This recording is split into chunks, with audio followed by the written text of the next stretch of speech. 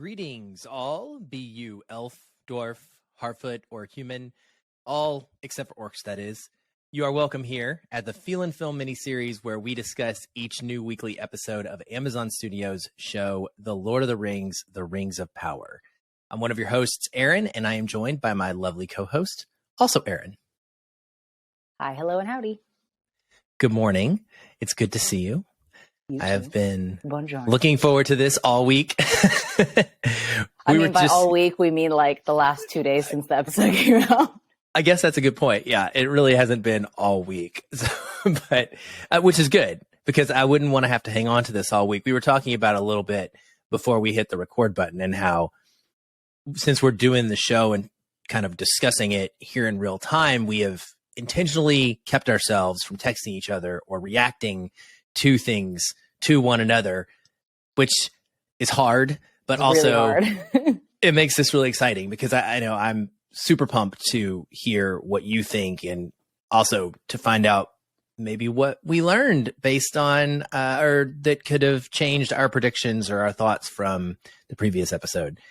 Yeah, now, and I think that because the first episode, with almost any series, the first 1 to 2 episodes is, getting to know all the characters. Everybody lays the groundwork or the foundations of their story. So you're trying to sift through a lot of data and trying to catch a vibe for everybody except for Celebrimbor, who's just really creepy. But you're just trying to understand, you're trying to make mental notes of who's doing what with who and where the predictions of a series can go. So I always feel like between episodes 3 and 5 is really where you get to the grit of almost any series, where you can actually somewhat plot the trajectory of where that season's going to go. So I was super excited when 3 dropped, and I was like, I have so many thoughts, theories, opinions, and I was like, it's also hard. I'm glad that we record this less than 2 days after the episode drops, because it's also really hard not to get sucked into the rabbit hole of fan opinions online. And that's the hard part too, is that I have seen some really cool fan theories where I'm like, oh, I didn't even think about that. Kind of like what we talked about on the first episode. But I'm also trying to hold my own opinion first and have that conversation here before I let other fan theories and things like that influence me. Oh, absolutely. Agree. And it's tough. I think it is a good sweet spot though, because it does give time to reflect on it. I had thought about what if we were recording?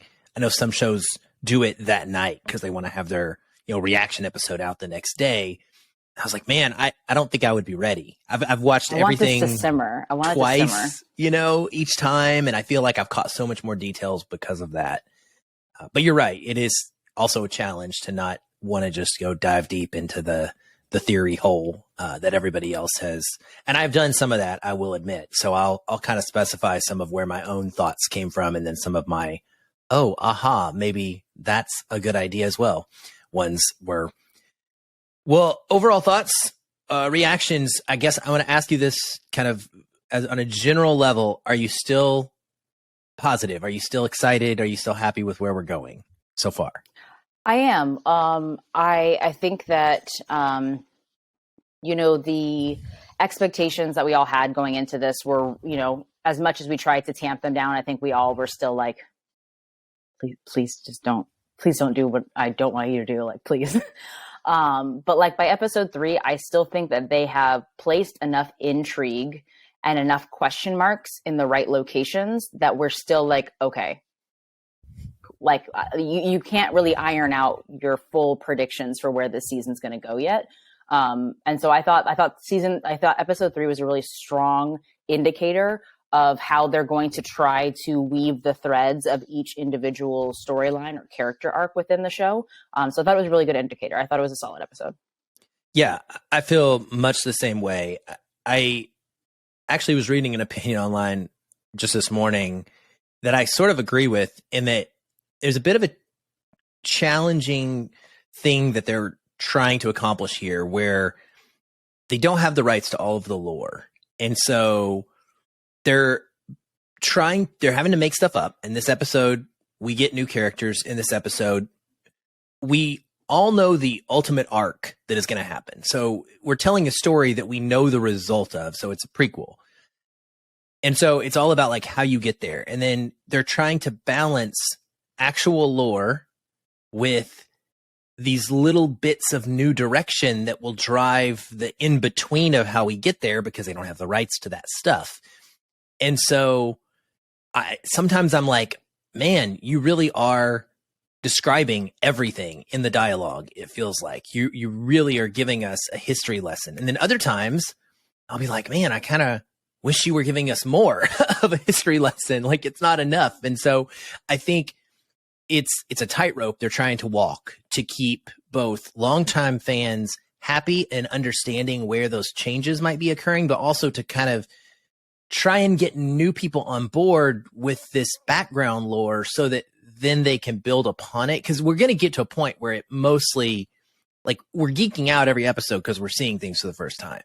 That won't always be the case, you know, but we'll hit a point where the majority of the show is made up. And so we won't be going, oh my God, it was that for the first time. And I just think it's an interesting time of getting to there. And I think that like I 100% agree with what you're saying about like walking that fine line and that tightrope, especially given how much fan churn and unfortunate like vitriol there was online leading up to this. But like, I also feel like as a writer personally, something that you have to balance is when to show and when to tell.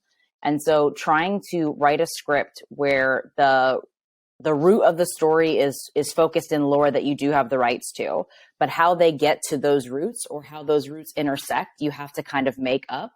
But if you don't have any of the background information, some of those roots aren't going to literally take hold onto anything. So there are a lot of times where, like you said, you know, like she's explaining things and she's like talking things through where it's like, it would be really great to just see what she's describing. Like, yes, the prologue, in my opinion, like the more that I've simmered on it, I felt like the prologue was a little bit cheesy, but I get what they were trying to do by cramming in so much of the history and not having to sit there and tell you exactly why certain things matter.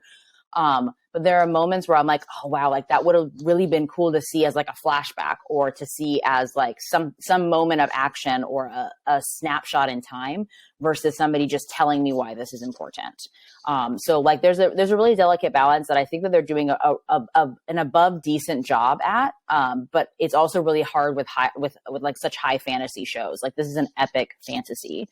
Epic means massive. Like there's only so much that you can show. And with this being an already insanely expensive show, like this is not going to be something where they can give us every visual that we want versus sometimes they just have to fill in the gaps verbally. Yeah, no, I think that's extremely well said.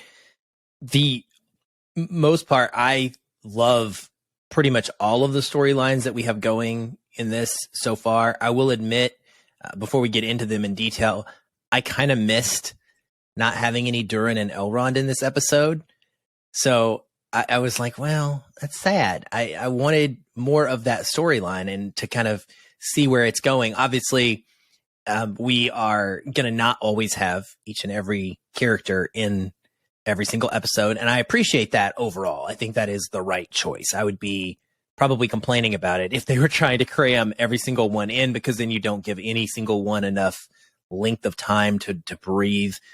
But it reminded me how much I liked those characters, I guess, or sold me on how much I liked those characters that I actually felt their absence and was actively wanting them to show. I remember the first night I watched it, I was like, okay, the scene's going to change. Are we going to see Elrond? Are we going to see Durin? Are we going back to those guys? And it just never came.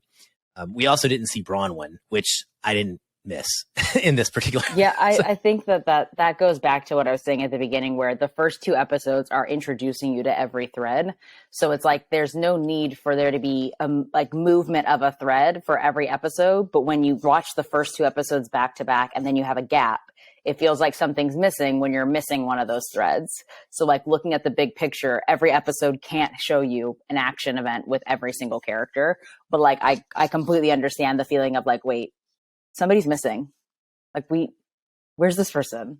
So I get that like desire of like, well, the last two episodes I had a slice of pie from everybody. Why can't I have that here? Like even just show me them like washing their clothes or like, you know, breaking up a piece of rock or something. Like, but like the balance between tugging the thread and like lengthening the thread, I think is really going to be what comes in handy here. Is like eventually we're going to end up with a giant tapestry, but not every thread needs to be worked with in every episode. Definitely going with this thread analogy. I like it. No, it's a good one. It really is. One more thing before we talk specific storylines that I wanted to bring up and get your opinion on as well. I have not fully loved the way in which the show has dramatized its big speech moments at times. There's a scene in this where Galadriel is talking, and I think it's when she's introducing herself to the Queen Regent of Numenor. And I feel like there's a bit of a slow motion problem, both in the dialogue and at times in this filming of the scenes. I think of the scene of her and Elendil on horseback on the beach. We randomly go into some like slow motion movements for them, and she's all happy and cheery. And I don't know, I get what it's trying to show us is like, oh, there's a moment of release for her. But I just didn't love the slow motion use there. I felt like it was a little overused. And then there's also this just incredibly dramatic, big pauses between everything she says, as if everything that's coming out of her mouth is just this big grandiose production, almost like a stage play. And I think it's maybe being a little overused. Have you noticed that at all? That stood out to you, or maybe I'm off base? It has, but I get what I think the reaction that you're having to it though is almost what they're going for. Like, I did find the whole horseback riding thing super cheesy. But I'm also just terrified of horses, so I want nothing to do with them. But I like when they're riding towards the tower or whatever, and it just shows her like actually like feeling joy when obviously a large percentage of her life has been sorrowful, especially over the last, several hundred years. So I get what they're doing there. It did feel a little like forced and out of place. I feel like almost like that, something like that could have been more meaningful once we had more information about her character. Like once we saw that, like if we had several episodes to understand that, like, and you're just sitting there like, dude, do you like ever smile? Or like, I get like stuff's tough, but like you want a drink? Or like, so I felt like it felt too early for us to have that moment. I don't think it was necessarily like a bad moment. I just felt like it didn't mean as much as maybe it could have if they had used it at a later time. I also felt like it was weird that they did that with Elendil's character because she doesn't really know anything about him. So for her to have this almost vulnerable moment with a complete stranger felt somewhat out of place to me. As far as the speeches go, I think what they're trying to go for is literally what you're picking up, is that like everything in like an elf, and especially like a highborn elf like she has like it carries weight to it. Like, and I always think back to the Ents in the original Lord of the Rings series, where it's like, we take our time because it takes so long to say something that everything we say, we need to make sure it's something that we actually care about. Like, unless it's worth saying, we're not going to say it. Yep. And so I think that they're trying to push to have weight behind what she's saying. I did feel like some of these moments felt very preachy. And they came across as like, I'm standing at the pulpit. Do not understand the gravity of what I'm asking. Like, yes, obviously they do. Like, you're literally standing in a courtroom full of people. She has to hear requests like this every day. I do respect the path that they're trying to show for Galadriel as far as her character arc goes. She's been very hardened by not only what has happened to her and her brother, as well as like everything that she has been through since she's like literally trying to protect these people, and nobody wants to believe her. Nobody seems to care, and yet she keeps pushing forward. So I get that very hardened exterior. She's definitely not the most charismatic character. I don't know. They're going to have to do something really, really bold over the next 5 seasons to show how she eventually becomes the Galadriel that we know from the films. Something's going to have to soften her in some ways, and hopefully it's not just like riding a horse, but like something's going to have to give eventually. But like, I really want to see somewhat of a relationship develop between Galadriel and Miriel, because I think that that's going to be key, is that like you can tell Miriel's hiding something, the Queen of Numenor or the Queen Regent or whatever she is. Like you can tell that something's up. Like she is battling both the opinions of her people as well as what she thinks is right.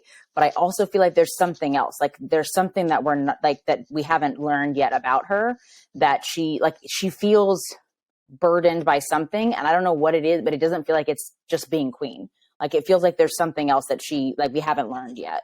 But I want there to be a chisel of ice off of both of their shoulders over the next like 2 to 3 episodes. I feel like just something has to give on either one of their ends, because this hard to hard exterior is going to get real quick. So somebody's going to have to give in the next 2 episodes. I think that makes perfect sense, and it probably will. I mean, you're right. They're definitely building Galadriel up, and also it's not going to all happen in one season either. I mean, we have 5 seasons worth. You look at, Game of Thrones as almost the benchmark when you're talking fantasy series, and how long it took characters to make change in them. That's part of what is so incredible, right? About, a Lannister, like, completely changing their tune. Like, it takes a long whole... Oh, no. Okay. We're not going to get into that. I see you may have an opinion. Completely changing their tune, and then one season just unraveling it, and then watching them go back and hurting the best character that ever existed within Game of Thrones' universe. I will never get over how they did Brienne dirty. They did her dirty, and I will literally never forgive them for that. Like, so don't do that, Rings of Power. Don't. Well, if you hurt my precious baby Nori. Oh, I know, right? No. Game over. She's so adorable. But let's start with Galadriel and Halbrand and their whole kind of storyline and how it interweaves with Elendel's introduction as well, because you were touching on it. They get picked up by the ship. We find out pretty much right away that the ship is indeed from Numenor, which was the thing that made me squee out loud, because I was so incredibly happy. I love this part of the Middle Earth. Well, it's not Middle Earth because it's not on Middle Earth, but this part of Tolkien's lore, this city of Numenor, which essentially the breakdown they kind of went over it in the episode a little bit, but war against Morgoth, elves, humans, the humans that helped were gifted this island of Numenor, raised out of the sea by the demigod-like beings, in order to give them a land. And it's sort of between Middle Earth and the Undying Lands of the elves. They were also given the gift of long life, so they live hundreds and hundreds of years, but they do not have immortality like elves. This is the line that eventually would become the Dunedain, when they leave Numenor, the island will sink. They will be on Middle Earth, and that's where Aragorn comes from. So this is all Aragorn's lineage that we're learning about and dealing with now, which is what makes me very excited. Yes? I have a question. Sorry. Oh, yeah. So for the Dunedain or Dunedain or Dunedain, whatever you want to call it. Yeah, whatever. So it's like their genealogy was gifted the long lives. I guess like mentally, for some reason, I always associate it with like the island itself is what like continued to give them long lines. But like if somebody left the island and let's say they didn't get pregnant on the island, but like got pregnant on Middle Earth, they would still be able to pass on that longevity, right? Like it's Correct. in their blood at that It's in the point. blood. It's not just like you had to be born or like live on the island in order to get that. Correct. It is definitely passed down through the generations, through the bloodlines. And what I think this story is going to lean into, which is there's not a lot of conflict between elves and men. That's part of the thing that I'm seeing emerge in this episode. That's where I feel like this is going to diverge a little bit from Tolkien's writings, because it's new, and it's going to isolate some fandom, because the elves have never really been seen as bad. And that clearly changes. There's something about that clearly changes in this episode. And then the humans, there's this conflict with them, because the humans are a little bit envious. Like, they're not quite allowed immortality. They're like given this in-between gift. And ultimately the elves don't, they get this, they're resentful of the elves, because the elves do have like this full on immortality and such. And so, do you think that it's just immortality though? Like, I just feel like it's just in general, just human envy. Like it's just human nature in general, to be yes. envious. Yeah. Not just immortality, but like of their skills, the fact that like, one elf could do the job of like 5 tradesmen and do it in half the time. So Absolutely. I'm wondering if they're going to take this in a somewhat preachy direction. Just the general envy and greed of just humankind. Like pride and greed will be our downfall, in my opinion. Well, it feels like that. And they're envious of the elves, or they're resentful of the elves thinking that they have given the humans everything they've earned. There's a very important line between Galadriel and Muriel in the episode where Galadriel says that. She says, you know, we gave you this island. And Muriel's like, excuse me, we bled and died and fought. Yeah. We earned what we have right here. Like, you didn't just give it to us. And so I think paid that, like we paid for this with, you know, our blood, and then you rewarded us with this island. But don't think that it was just an unfounded gift. Like, we also died for this.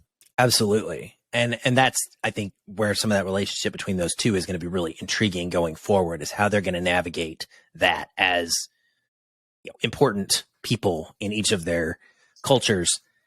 But yeah, I loved it. I mean, getting to see Numenor, just when we first see the island nation and we see the ship sailing in, you know, you sent me some screenshots of it as well, like some of the zoomed out, like full on landscape shots. Those are like the episode stills from the X-ray content. Like, that's just like stuff that was there. Good. It's gorgeous. Like, it is gorgeous.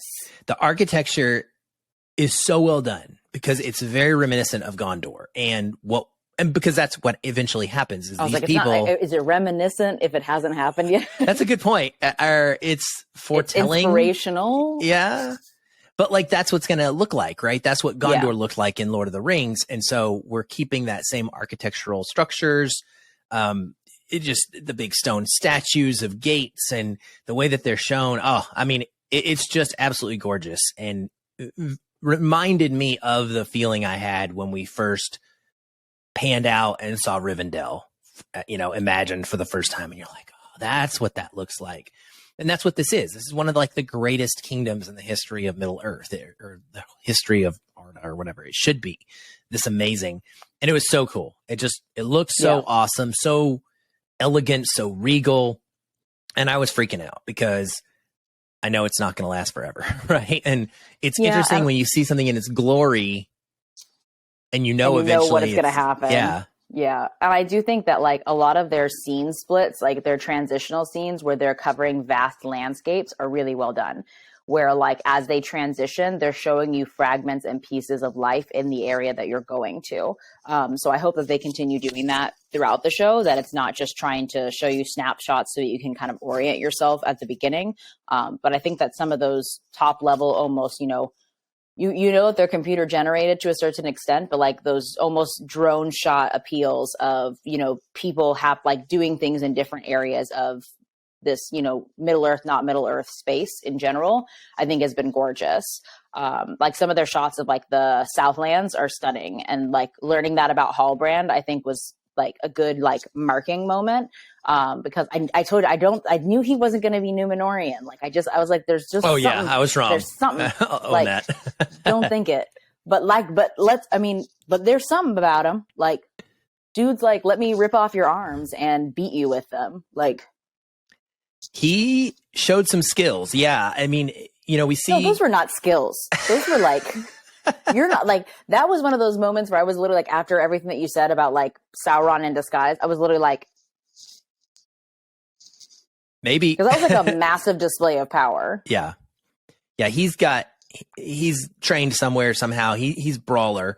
And I love how that character development plays out. We get that, you know, the speechification that I talked about from Galadriel when she's introducing herself, and that great interplay with her and the Queen Regent, where she's like trying to be resistant, and she is just so independent and so just determined and downright like dismissive of this person who is rude. Yeah. And then you get Halbrand, who comes in and uses his charisma to save the day. And so we learn real quick. And that combined with that next scene of him with I don't even know, but they're just some people in a tavern. Guild members. Yeah. who he also steals from. Yeah. He steals from them, but like his charisma kind of, you see it on display. You see how he's going to use that to his advantage, which again, I was like, that's a Sauron-like quality. And then we see him be a brawler. And that was a really interesting dynamic that shows that between Galadriel and him, like how if they're going to stay together on part of this journey, they clearly are going to complement each other. And it's going to take both of them, because at times you're going to need her strength and her unwaning like determination. And at times you're going to need him to be able to do what he did there, which is save her from being like thrown into a tower. Getting her head chopped off. Yeah. But so we learn that he's a rightful king to the Southlands. Galadriel ultimately, when she gets off with Elendil, they go to this place called the Hall of Lore, which I love the name of. I think that's awesome. Just this gigantic building. On the nose. It is on the nose, but I like that. And it's like it's just walls and walls of scrolls.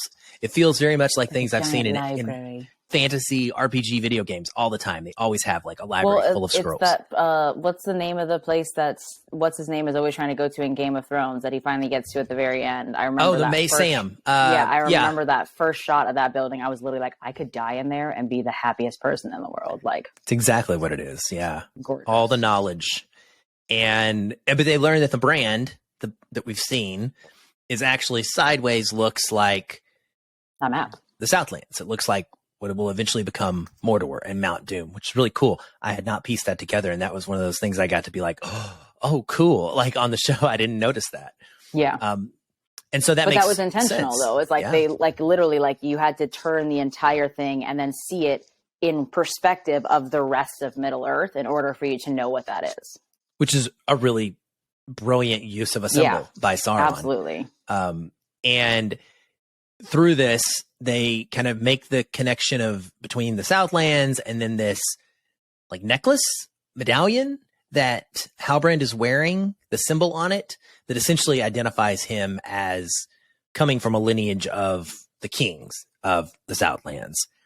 And so he's not Numenorian. We know now that he has this kingly right of some kind. Galadriel specifically talks about him uniting the Southlands. Halbrand talks about how his ancestors had done bad and failed, and that there's like something to live up to. And he's giving off major Aragorn vibes at this point. Like the the man who should be king, who's very reluctant. And I'm intrigued. I'm intrigued by this. I don't agree that he's giving off Aragorn vibes. I agree that he's giving off hero vibes. Like as a writer, like this is literally just the story of a hero, of like somebody that either didn't want the responsibility that was put on their shoulders, didn't feel like it was deserved or earned, or is so afraid of the failure their predecessors have had that they've just run away from it. So, but like, to me, like he has yet to show me anything that's like Aragorn. Like I said, he's got anger issues. He does not. Again, I know Aragorn has a lot of years of training, and like I'm sure that he is like what baby Aragorn was like whenever he was, trying to figure out who he was as a person. But like the Aragorn that we know, I have yet to see any mark of that within Halbrand. I feel like he's just the hero. Yes, like there's the Aragon's fine with being like a strider and just chilling and, roaming the plains or whatever. But like Halbrand's, you can tell he's burdened with guilt. Like he's carrying around the failures of his ancestors, which you never really got that from Aragorn. No, I don't. Sorry. I definitely did not mean to compare them in a like character way. Like they're their character of being. Aragorn is a hero, period. Like he is the hero archetype. He is good. He is purely good. And Halbrand is not like that. He has flaws, right? We've seen them. And that's not, and Aragorn would not do some of the things we've seen Halbrand do. He just he wouldn't treat people that way. And so I'm just saying clearly from the like idea of this man who would be king, who doesn't really want to take up the crown for whatever reason. His reason seems to be because his ancestors have done evil, and now he's kind of unsure about that. I now think that he's not Sauron. I think I don't think he's Sauron. I think the show would be probably doing itself a disservice to introduce us to Sauron in the first episode. But what I do think, and this is combined now with the idea of what Theo found, right? He found that relic. Halbrand being a king of the Southlands, I fully believe, because of what we have seen from Halbrand and his character, that he is a prime suspect to become a Nazgul. Because what is going to happen is the men are going to get, the ruling men, 9 kings are going to get rings, and the men are the ones who go corrupt, right? So we are going to have to see that happen at some point.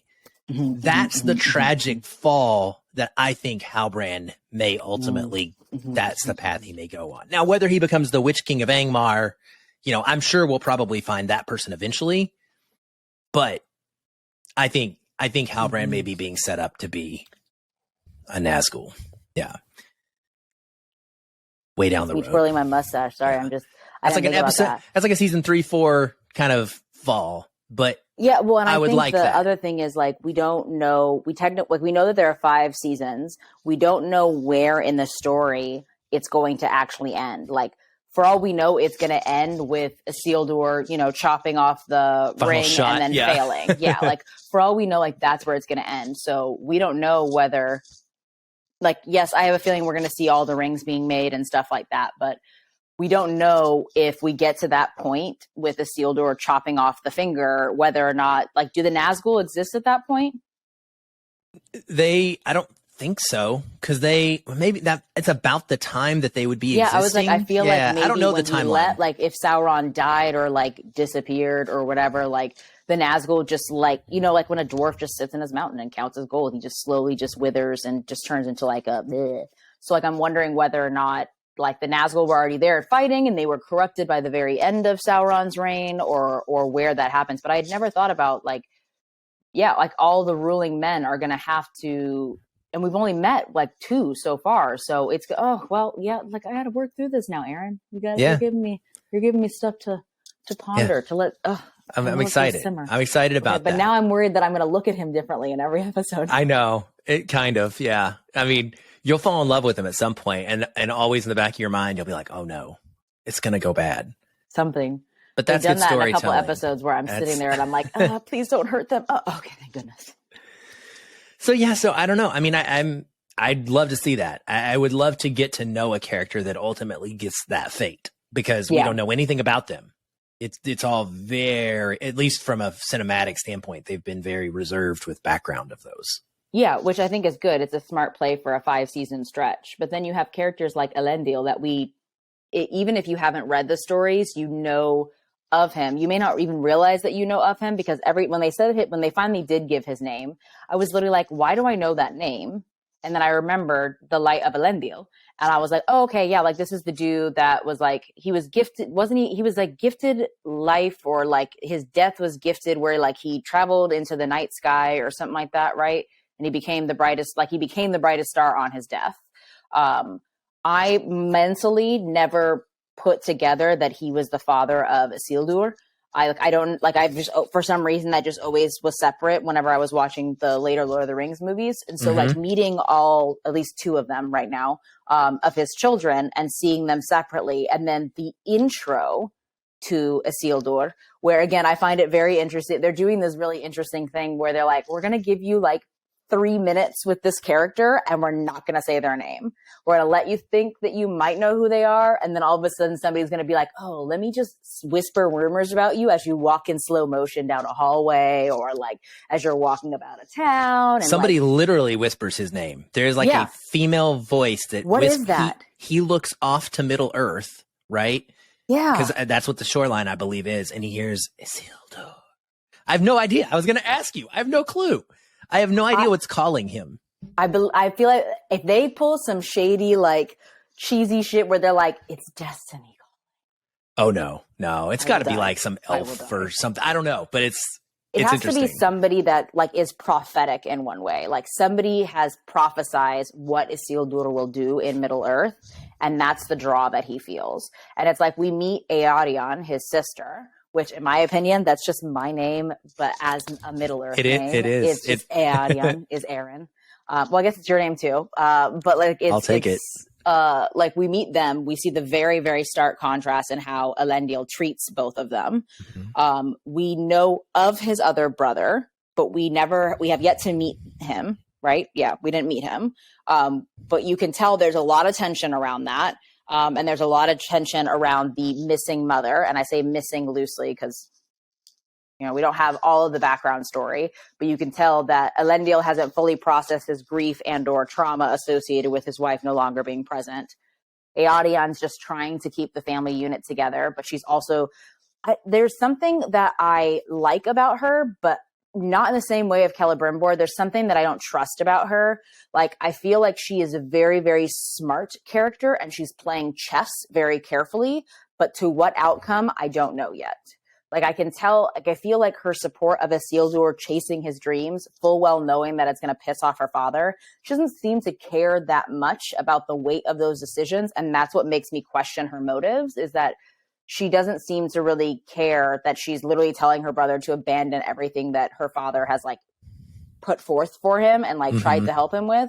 And then when her dad's like, I'm not talking to you, she's like, okay, like she doesn't seem to care about like what the impact of those decisions is going to be. So I'm very cautious to like fully like be on the Earion train, but Isildur, totally down for. Love him. Love his adventurous spirit. Love watching him be like, oh, I'm a daydream. Oh, I almost killed everybody on the ship. Sorry, my bad. Like, I like their brother and sister. Like, you can see that there's like a cheek to their relationship that I really like, as well as his relationship with his the 2 or 3 guy friends that he has from the ship.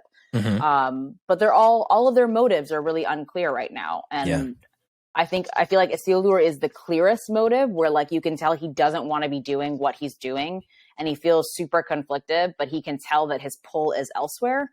But everybody else's motives you don't really know about yet. Yeah, no, I agree. I think I like their introduction a lot. And Isildur, the fun of his character for most of us is just going to be watching him go on that journey. Now, he, unlike Halbrand's maybe that we were talking about, we know what Isildur's end is going to be, and it is tragic. So how does he go from this young, adventurous kid all the way to the point where he refuses to destroy the One Ring and causes the entire events of the Third Age because he can't go through with it, right? Like, what is it that the only shot of Isildur we have in the trilogy is him smirking? I don't know if you remember it clearly, probably do, but like there's during the prologue and Elrond, I believe it's Elrond, is telling him like, throw it in the fire. And he just looks back and he just smirks. Cast it into the fire. And he's like, no, right? And so how do we get to that point? And then Anarion is awesome because total blank canvas, completely created character, doesn't exist in the books. And so I'm super excited when they said, when she got that news and she was like, I've been accepted as an apprentice to the Builders Guild. I was like, Builder? Oh my gosh. She is 100% totally going to get in on that Celebrimbor action. And she's going to be a part of the creation of the rings. And like, she's going to be on that storyline. I'm almost positive that's her path. What I can't wait to see is how they develop a friendship with Isildur and Elrond. And so I feel like that's going to be the link there, is that like his sister working within the builders of this is going to be that like bridged gap of like, very this is my brother. Yeah. Like, so like that, because I feel like I don't expect Elrond and Isildur to be like a buddy cop comedy or anything like that, but like to lean on each other, especially when we know what the end result is going to be of like, Elrond's like, dude, we're going to go into this volcano and you're going to like throw that piece of metal into the fire. All right. And like they trek up there and then he's like, he has like almost an anime level, like Isildur when he like says no and walks out. But I also find it super funny that like he just let him walk out. Like he didn't fight him. He's like, I'm not going to throw this ring in. It's fine. Like I'm going to go back home. It's cool. And Elrond was like, no. So like, I'm interested to see like if that level of disappointment is because he knows he just lost his friend, or is that level of disappointment because he knows what this will cost Middle Earth? That's awesome. Yeah. I think what's really neat is watching how the storytellers through the Rings of Power create those relationships and those scenes where when we watch the trilogy and we see flashbacks or we see other references, they feel like they line up, right? Like what you're saying right now obviously was not part of the intent when they were creating that moment when Peter Jackson was filming it. But great filmmaking or series, TV making or whatever is being able to make us get to the point where we can then watch that scene and see it in an additional way. And that will be really cool. One of the other things that we get with Elendil is this moment. And I put it on Facebook today and I was just like freaking out because I realized. And so we get this, the beginnings of this. Okay. Oh, it's like a tiny toothpick. It is. It is a letter opener. It is not a toothpick. It is a toothpick. What is a letter opener but a larger toothpick? This is Anduril, Aragorn's sword. However, where did Anduril come from? This is the sword we see Elendil gifted by Miriel. Well, it's called Narsil, and it is this. Well, yeah, it is. It's design wise, it's pretty clear. Like it's slightly different than the way they designed it in Lord of the Rings. I'm guaranteed. Like, what happens if like this sword just like I'm waiting? I want like I guess I wanted like a bigger moment for it. Like, I wanted there to be a bigger moment for it. Then like if I don't know, I felt it was pretty strong. Who knows what it is? I felt like I wanted it to be like not, I don't know, like sword in the stone moment or anything like that, but like just something where like he. I don't know. I guess I just expected something a little bit more grandiose. Maybe. I guess I loved it. I thought it was perfect. I thought it was just right. There's a moment. It's laid out to him. We just breathe. I would have liked them to linger on it. I did have to like really pause and like go a couple like frame by frame to get the right shot where he had his hands on it. Cause it is pretty quick. It moves fast. So I would have also liked like a hold for a little bit, but like just having him with his hands receiving the sword, knowing that the future of this sword is part of the sword. Once it's broken, his son is going to eventually cut off Sauron's finger with it. Those shards are eventually going to be a big plot point and be reforged into Anduril, Aragorn's sword, which is, you know, this symbol of him being the rightful king. Oh gosh, I don't know. I was just like totally geeking out at that moment. And I love that that's all we got was he got it. That's it. Like he doesn't use it. He's got it. Okay, cool. Now we can move along. And I'm curious about his other son, Anarion, who is really not part of the story yet. Like, is there a reason he's being withheld for some reason? Yeah. What's going to be happening there is pretty interesting. Do you think that his other son maybe went to Middle Earth and like, not necessarily abandon the Númenorian way, but like you can tell there's a lot of tension around like Númenorians are supposed to be like seafarers. They're supposed to be people that are like so proud to like be on the ocean and stuff like that. Like I wonder whether or not that tension is the same pull that Isildur feels towards Middle Earth, where he's, you know, getting names whispered to him in the dark or whatever. Like I feel like there's tension because his other brother, maybe his other brother went to Middle Earth and was corrupted by Morgoth. Like we don't know that story, and like with them being not ageless but like ageless for lack of a better phrase, like his brother just disappearing could have happened 10 years ago, could have happened 100 years ago. Like we don't really know, and we don't have that backstory yet, but if you can tell that there's definitely some tension and crossed belief systems when they talk about him. Oh yeah, I mean that's a very good point. I hadn't even thought about that we didn't know how long. And because you're right, the time is all over the place. I'm talking Númenorians 20 years and elves. To an elf. Yeah. Is... So both of them have these long lifespans. Exactly. I'm curious. I'm really intrigued now to like eventually get to meet him and hopefully and see how those family dynamics play into that storyline. Yeah. And there's a brief mention of Elros, kind of our last big point of Númenorian lore. Elros was the king of Númenor when it was raised out of the sea and created. So Elros was given kingdom of the humans and Elrond was given kingdom of the elves, essentially. Or like Elrond's much more a leader in the actual lore. He's not like a speechwriter like he is in the show. He's a little bit of a higher level than he is like portrayed to us. So, but they were brothers. So his brother, Elrond's brother, is the original king, who they mention has been deposed and is now in a tower, like in confinement. They say kept in exile in a tower. So I'm really curious what's going on here. Is he going to end up being Muriel's father?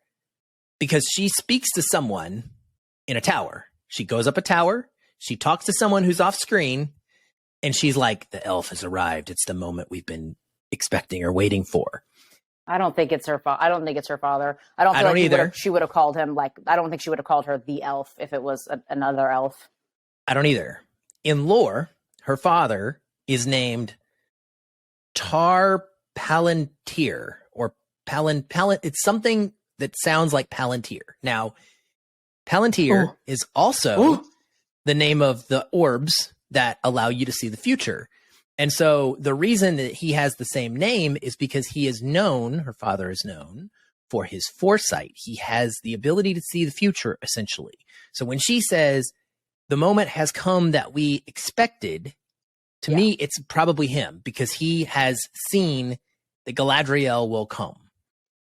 What does this all mean? I have no freaking clue. Where is Elros in this? In a different tower in exile? And why? What is going to be the, political dynamic of they have kicked off the king who was originally in charge, and they're literally basically like a coup happened.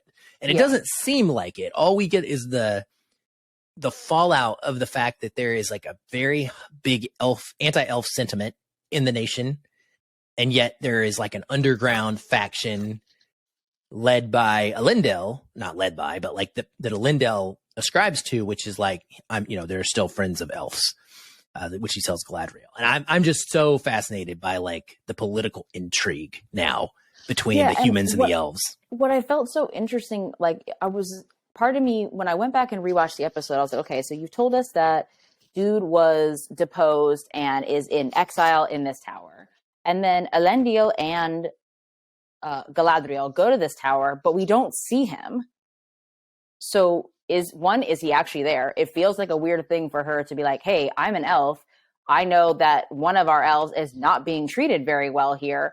I'll just let him chill in that tower, and maybe I'll think about coming back for him later. Like there's literally like no recognition of what to do with the fact that you have somebody that's living in exile, which is literally captivity, and you don't care. So that was like a weird point to me that like stood out. I do agree that like I'm pretty sure that Miriel's father is just a human king. But like there was a coup. She's been running as queen regent essentially. So she is not technically their leader, because if he's still alive, then technically he is still king. So she's queen regent. So I do think that possibly like some of her hard front is to put on a good face and a good show for her people, and knowing that she has to help make, even if she doesn't necessarily agree with the sentiments of her people, she has to stand behind them, because she's not the technical ruler, and she saw what happened to Elros, that she doesn't want that to happen to her and her father. And so I think that might be some of that burden that I was discussing earlier, where like there's something else that we don't know about that she has yet to mention or bring up that will hopefully obviously clear the air in the next couple of episodes. But yeah, I think it's really interesting that we're seeing this dynamic of political intrigue on display, but we're not given enough of the pieces up front. They're doing a great job of like peppering us with details that we're going to remain curious about in future episodes. So yeah, it'll be interesting. And how they literally want like nothing to do with Middle Earth. They want nothing to do with Middle Earth. They want nothing to do with Valinor. They want literally just to chill in the middle of the sea. Just let us exist and leave us alone. Yep. They don't. I totally get that sentiment. Which is exactly how they tend to feel like once we get to Lord of the Rings for a long period of time as well. They're like, we don't want to get involved. Well, you don't get to not get involved. It's coming. There's that great line, like it's coming, whether you want to be involved or not. Sauron is here, buddy. And it's time to get good. Live and let live. All right, well, let's do the Harfoots next. So the Harfoot storyline, which actually I was a little bit surprised when I did my rewatch to note that it doesn't even kick in until, halfway through the episode. Halfway through. It was a ways.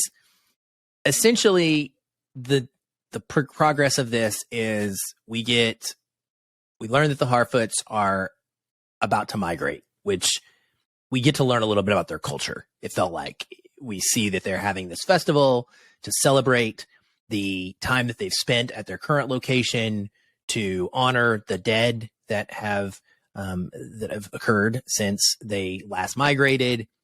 And then they're just preparing to exit and go. And sorry, it's really I think just something to point out is I would like to just say the assumed dead, only because all we know is that they were left behind. We don't know really anything else about them or what happened to them. It's just assumed that if you're left behind, because these are nomadic travel, like pack travelers, that it's assumed that if you are a Harfoot, you're meant to be as a group, as a pack. So like the likelihood of you traveling on your own and surviving is very, very low. So I guess my brain is just assumed dead. Like there's that beautiful moment where Poppy, like you actually realize Poppy is the only person left of her family. Mm-hmm. It's like he lists off like 5 or 6 people from her family, and she's literally the only person left. And you see her at the end carrying her own caravan by herself. And it's like there's this moment where I can't even remember what it was, like something in the snow or something happened, but he literally lists off 4 or 5 names and she's just crying. And like, you realize like Nori is her only family, and that's why she is the way that she is around her. But like, I was just going to say like assumed dead because we really don't technically know. Yeah, no, you're absolutely right. It's a really moving little ceremony. I thought it was so neat to like live in their world and like feel like an observer of this like ritual that they have, and the whole "we wait for you" moment where they all call back, and I really like that. I like seeing them, chanting as they were on their way up to it, and they're like, "Nobody goes off trail and nobody walks alone. Nobody goes off trail and nobody walks alone." And we really, really get this great sense while we spend time with them about how risk averse they are. They say it and they show it over and over and over. Like, we are not taking risks. It is 100% about survival. And if you are not doing something to ensure better odds of your survival, then you shouldn't be doing it, period.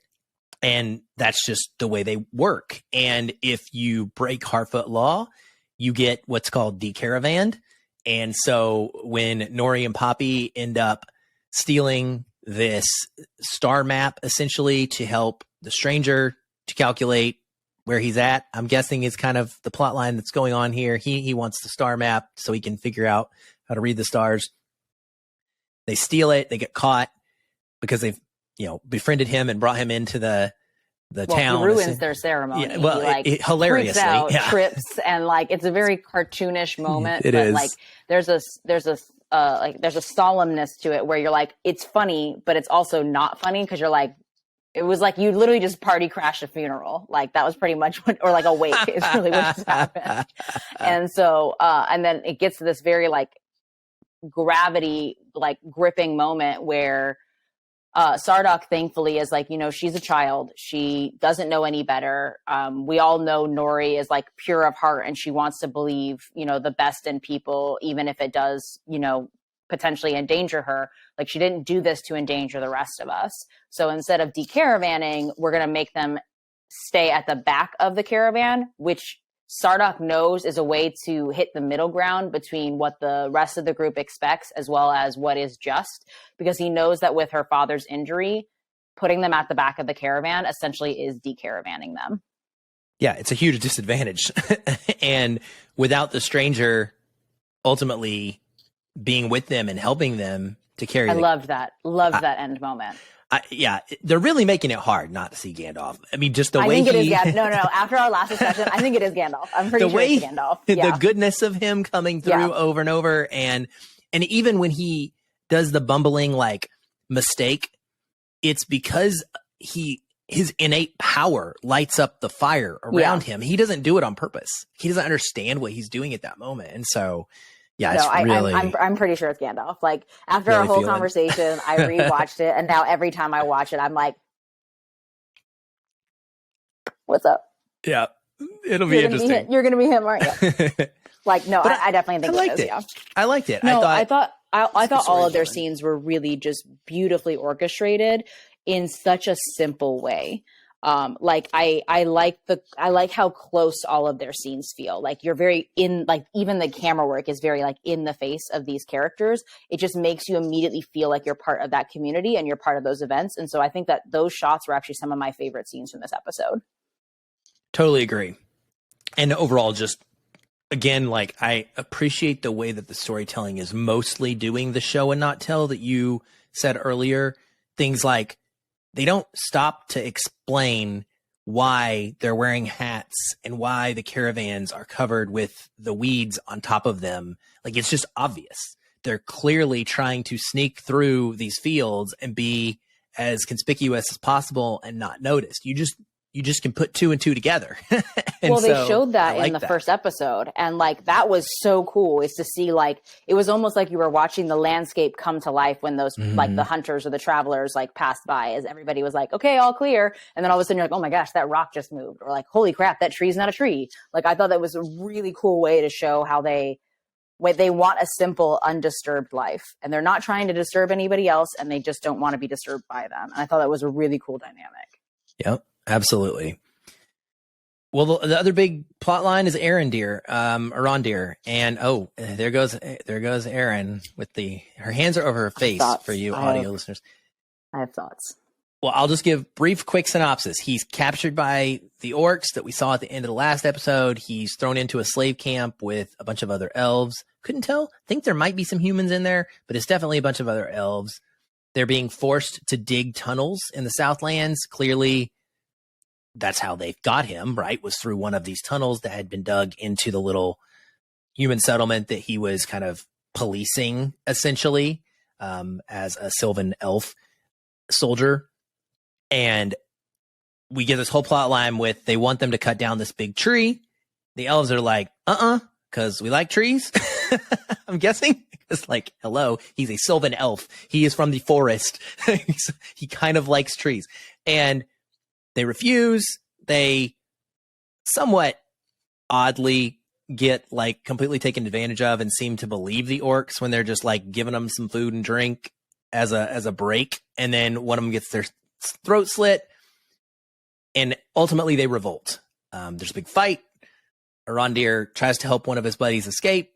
He gets nowhere. He gets outside of the big mining area up on the ridge and gets some arrows to the chest and dies. And Arondir ultimately gets to meet the big bad of this particular season, is what I'm guessing, in this character who we've never seen before, named Adar, who is a dark elf. And I say dark, not in the sense of like Drist, where he's like dark skinned. Although I don't know, could we tell? Maybe he might be dark skinned, but he's dark he looked pale when he's evil thing that was walking up. It looked kind of pale. He's evil. He's bad. He's like leading the orcs, and it's an elf. And this is not something that Tolkien has really dealt with before. So we are in untreaded waters, and my mind was going like a million miles an hour, and I didn't know what to think about this whole thing. So you have thoughts. What did you like this section? I thought this section was it was designed intentionally to be a tension building mechanism for the action components of these episodes. So I just want to read one thing from the X-ray trivia about the Sylvan Elves that you mentioned. It says, Sylvan Elves hold a great love for trees, delighting in their wood and the life within them, often watching them grow from acorns to ruinous old age. Given enough time, they say they might even hear the voices of the trees and understand their thoughts. So that explains that scene where he goes up to the tree and essentially like thanks it for its service and like apologizes for what he's going to have to do to it before he actually starts chopping it. Now, my problems with this are we are finally given a darker skinned elf, and they chose to put him in a slave camp and to lead a slave I wondered revolt. if you would, like, I'm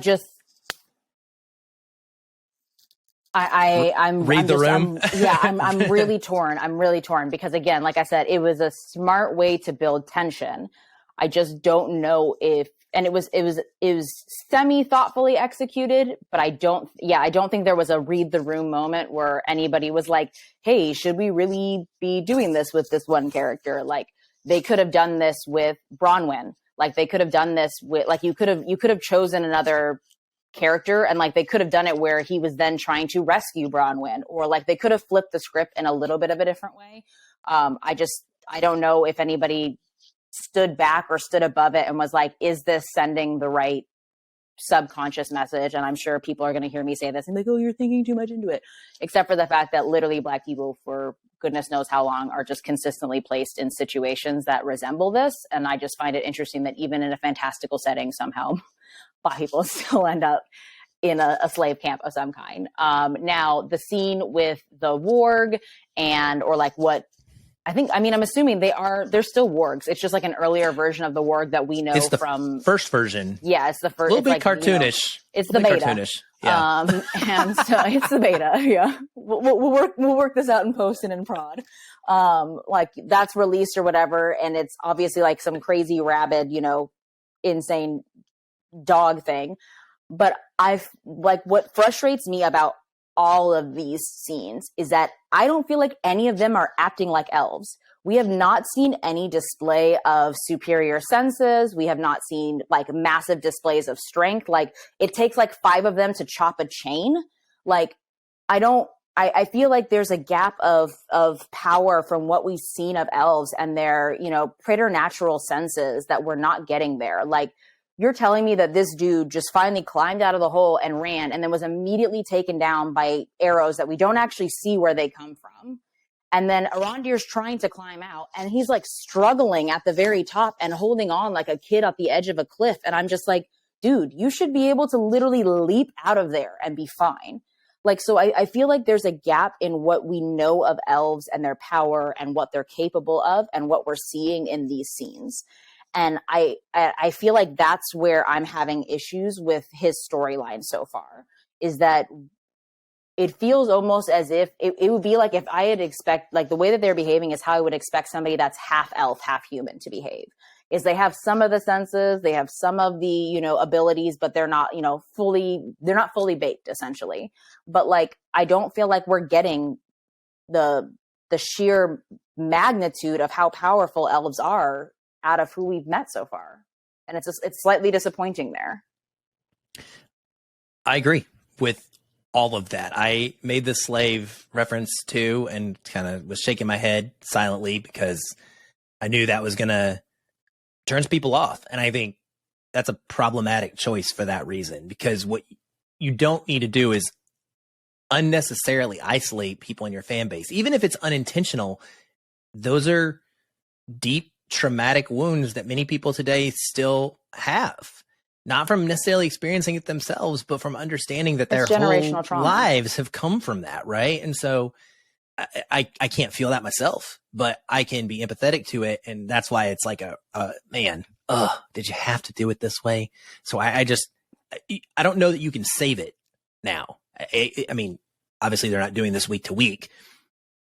I'm glad that he is the hero of the situation at least, but ultimately, yeah, just a poor choice. Agree. And yes, there's some weirdness about the way he's being given to us. I like him as a character idea, and I like the performance a lot.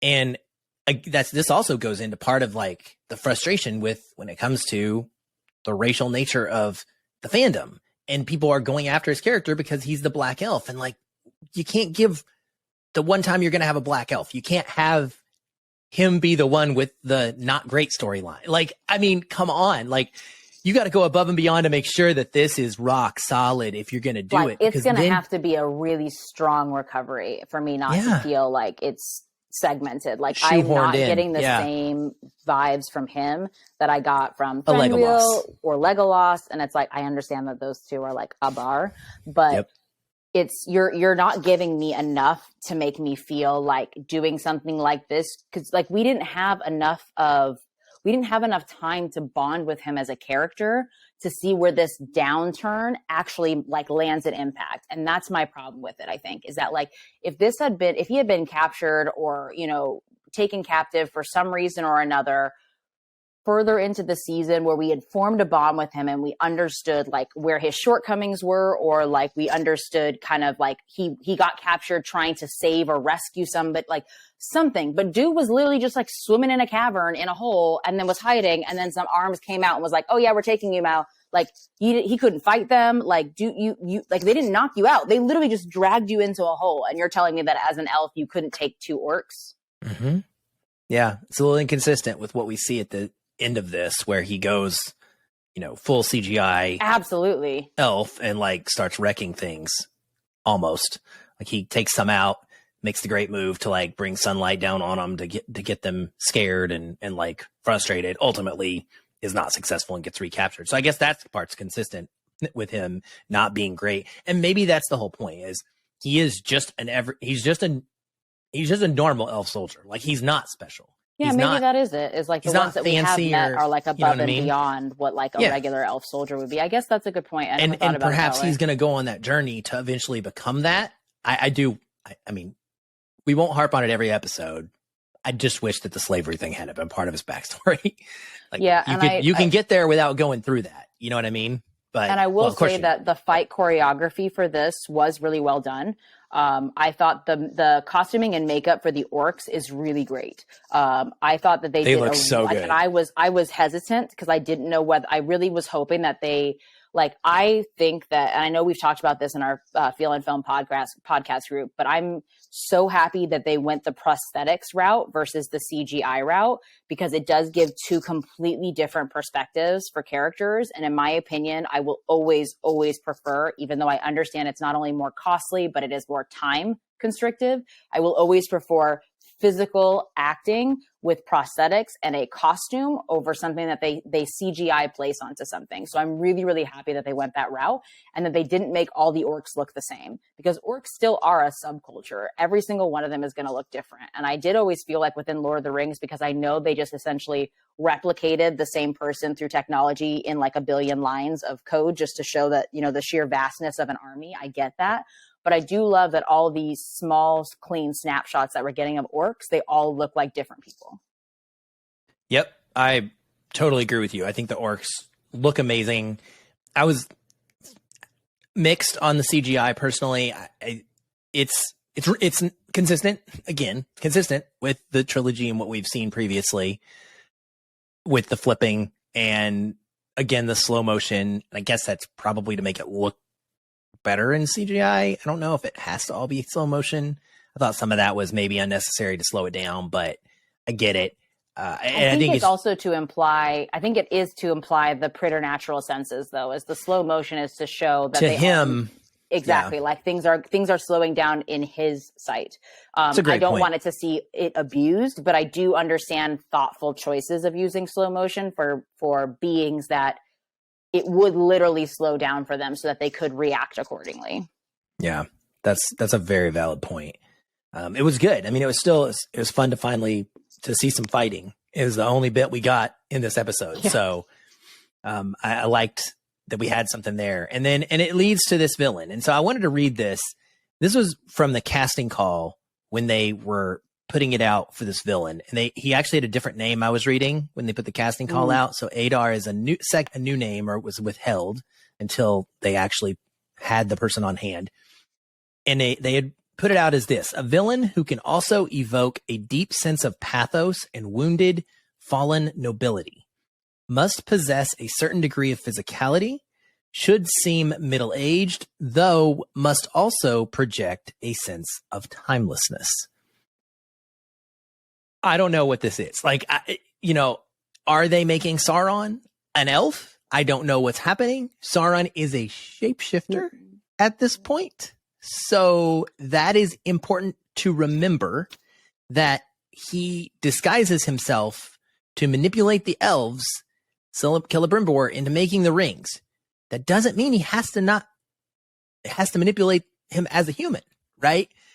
Maybe it's Sauron projecting as an elf. That would be fascinating to me, because then it would not be inconsistent with Tolkien's lore at all. But I don't know what's going on. And either way, it's got me super intrigued. Yeah, and I was reading an article the other day that says like Adar is like the elf word for father or like leader, and then it's like the orc word. It's in like the Black Tongue speech or whatever. It means father. So I'm very interested, because if I'm not and correct me if I'm wrong, but like weren't like the Uruk-hai created by Sauron? The orcs were sort of elves. So the Uruk-hai were created by Saruman. Sorry. Yes. Yeah. Okay. So later. He created them by merging orcs. Yes. Sauron created, and Morgoth originally created the orcs, but they're elves. They were like corrupted, and they're off-brand elves. Corrupted is the best. Yeah, they're the Mr. Pibb of elves. Yeah. But like, so the fact that they're calling him father leads me to think that, and that was one of the rabbit holes that I went into where I was like, I know I shouldn't be doing this. I was like, but what the heck does this word mean? I'm tired of people just chanting things. So that's the interesting thing there, is that they call him father. So I'm wondering whether or not it is, but I also think it would be a really interesting choice. And I'm not sure how I feel about them immediately giving us Sauron as a villain from the very beginning versus us thinking that, like you were saying, like we said the last episode, it's like he's a shapeshifter. We don't know who or what he looks like right now. And so calling this character Adar versus actually saying their name. So if they're just calling him father, that's not his actual name. That's just what we know him as right now. So that could also be an add to like him potentially being Sauron in the future. So it's going to be interesting, because if he's a shapeshifter, but we've been introduced to him as the original villain, like where's like, what's the twist going to be? What's the surprise going to be for this? Does that mean that all of our surprises are going to be with all the other threads, which is fine. We don't know who this person is yet. We could be seeing him as multiple people too. We could see him as multiple characters and not have any idea that they're all the same thing. They're all Sauron by the end of this. Like, so he is a virtual unknown. I think that is part of the strength of what they have to play with here, because they get to make it all up. Yeah. They get to decide how to get him from point A to point B. All we have is the destination. And so we're at their mercy of just theorizing and making guesses and being, twisted around. And so, but I love it. I love the potential exploration here of a dark elf, a fallen elf. I should start saying fallen. I don't want to keep saying dark, because I don't want to misconstrue. I don't like the well, I also, like, I know we've talked about it before, but like the automatic assumption where dark magic is bad, associated with blackness. I mean, like Drist is my dark elf guy, and like he's not bad, but yes. But that's fallen. I like fallen elf. But fallen is great. Like he seems like a fallen elf or corrupted elf, and where that goes and how the culturally it's going to play out it should be really fascinating. I'm interested to see what they make him look like makeup wise, because I think there's going to have to be an inherent beauty to him and an inherent beauty to like his bone structure, but they're going to have to show what being fallen or what being corrupted changes. So like I want us to be able to look at him and be like, that is an elf, but also know, like, that's not Legolas. That's not, Elrond. That is an off-brand elf. Like something. I love it. I think something's up. If I titled these episode releases, I would title this one "The Off-Brand Elf," just because I think I want to. Like I said, it's a Mr. I want to get that out there into the social media zeitgeist or whatever. But cool. Well, I'm excited. Well, I think that covers it. So where can people find you if they want to continue and have a conversation with you about this online anywhere? You can find me on most social platforms under essentially Erynne, eHuns on Twitter. Just shoot me a ping. Happy to chat all things nerdy. And you can find me pretty much everywhere using the handle Erynne L. White, AARON on Twitter, Facebook, Instagram, you name it. That's where I am, Letterboxd, etc. And you can find us both in the Feelin Film Facebook discussion group. Links to all of that are in the show notes to every episode. Thank you for listening. As always, we appreciate it. We had a blast, and we will be looking forward to doing it again next week. See you then.